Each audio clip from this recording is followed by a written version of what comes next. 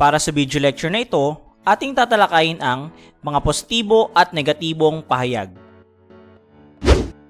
Ano ang pahayag? Ang pahayag ay ang pagsasawika ng nasa isip ng tao. Ito ang paghahatid o pagsisiwalat ng mensahe, damdamin o opinyon sa iba tungkol sa iba't ibang bagay. Isa itong paraan upang ipabatid ang iyong saloobin. Ang pagpapahayag ay maaaring pasulat o pasalita.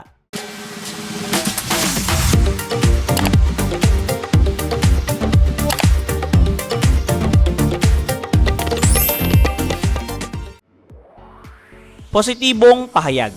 Ito ay ang mga nakakaengganyo at mga magagandang mga pahayag na nagdudulot ng magandang pagtingin at pakiramdam sa mga nakikinig.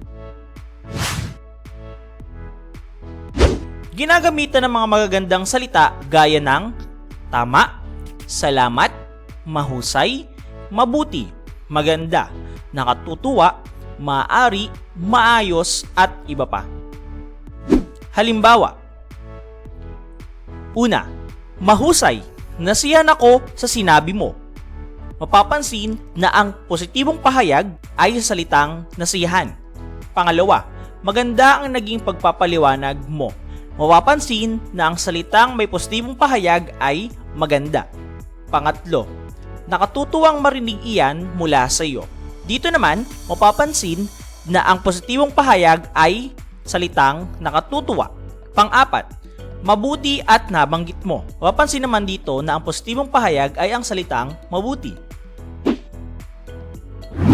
May mga pahayag na bagamat ginagamitan ng negatibong salita ay nananatiling positibo pa rin sa mga tagapakinig nito.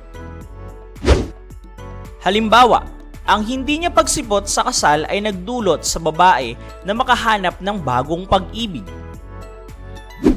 Negatibong pahayag. Ito ay kabaliktaran sa inihahatid ng positibo. Ito ay mga pahayag na may diwang negatibo o salungat o hindi pagkiling sa diwa ng nakararami. Ito ay tumutukoy sa mga uri ng pahayagan na maaaring marinig sa mga balita sa telebisyon, pahayagan o social media na nagtataglay ng hindi kaaya-aya o kaya ay hindi kagandahan ng nilalaman ng mensahe. Halimbawa nito ay patungkol sa anomalya, abusong nagaganap sa lipunan at marami pang iba. Ginagamit sa negatibong pahayag ang mga hudyat o panandang wala, masama, ayaw, delikado, mahirapan, ngunit, subalit, hindi nakabubuti at iba pa. Halimbawa, una, walang makikitang kagandahan sa kanyang pag-uugali kahit ano pa ang kanyang gawin. Mapapansin dito na ang negatibong pahayag ay salitang wala. Pangalawa, mahirap ang buhay lalo na sa mga panahong ito. Dito, mapapansin na ang salitang mahirap ay nagpapahayag ng negatibo. Pangatlo, nakalulungkot sapagkat maraming mga tao ang namamatay sa sakit. Nakalulungkot ang salita na nagpapahayag dito ng negatibo.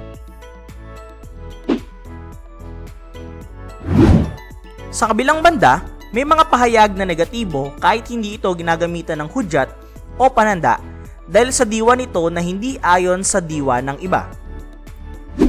Halimbawa, depektibo ang nabili kong bagong cellphone.